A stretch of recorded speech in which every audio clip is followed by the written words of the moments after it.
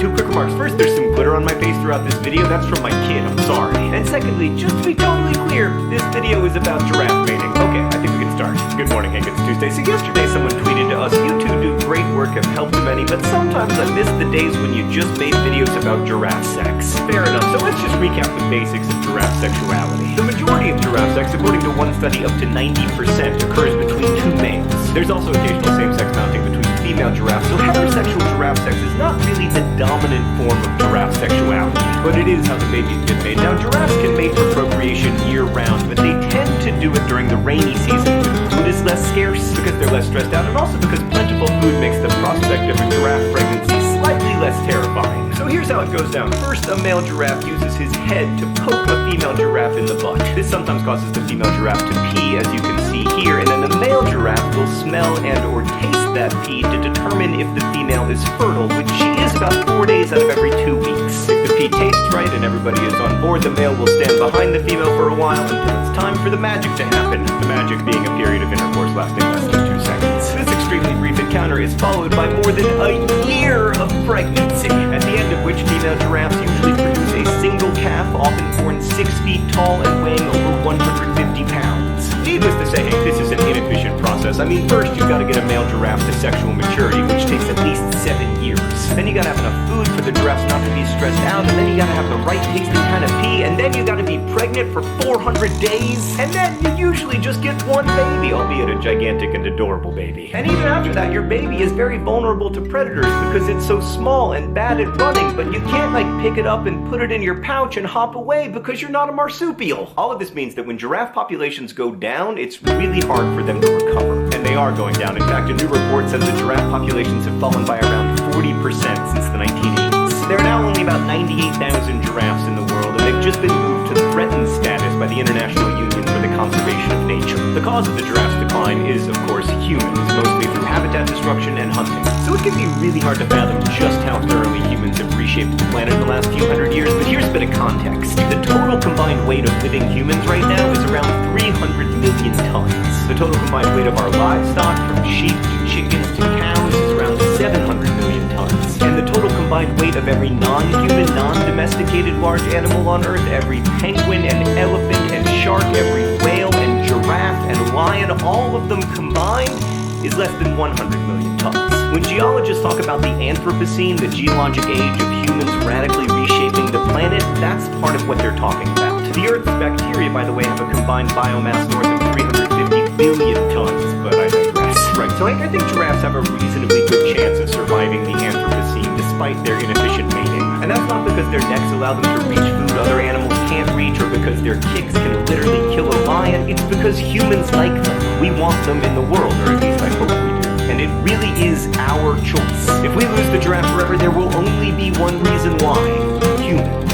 Since the Columbian Exchange began a little over 500 years ago, thousands of species have gone extinct, and almost all of those extinctions are directly attributable to us. We are deciding right now what the biodiversity of our planet is going to look like, not for the next 100 or 1,000 years, but for many millions of years. And maybe if we can accept that responsibility, we'll begin to take it more seriously.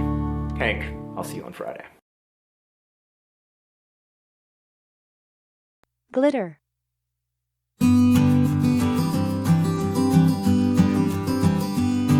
Fair enough.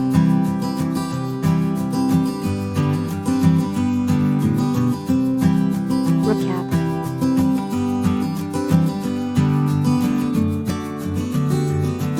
Sexuality.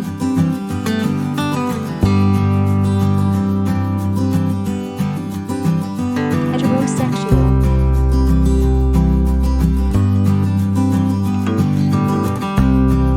Dominant.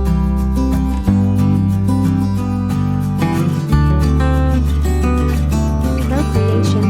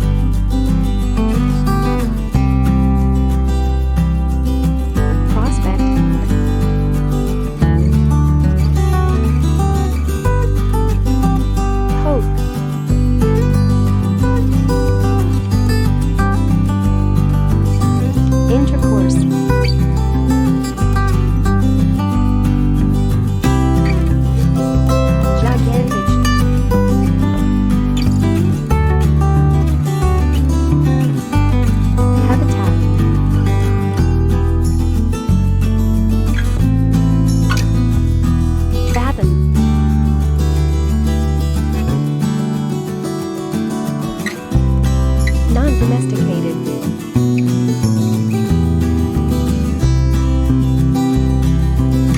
Geologist.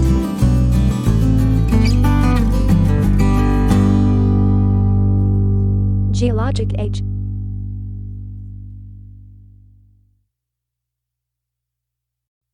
Digress.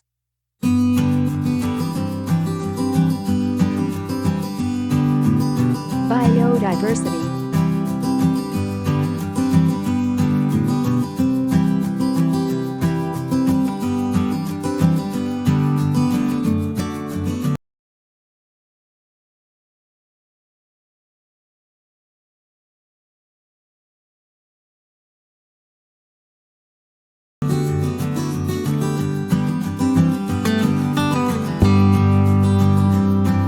This video is about giraffe mating. Okay.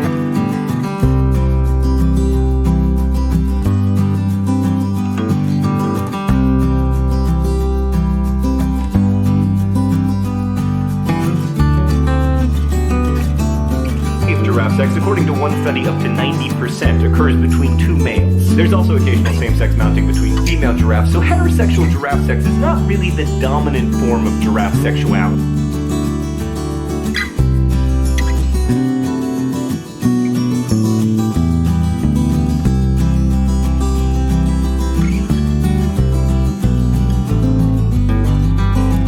Giraffes can mate for procreation year-round, but they tend to do it during the rainy season when food is less scarce, because they're less stressed out, and also because plentiful food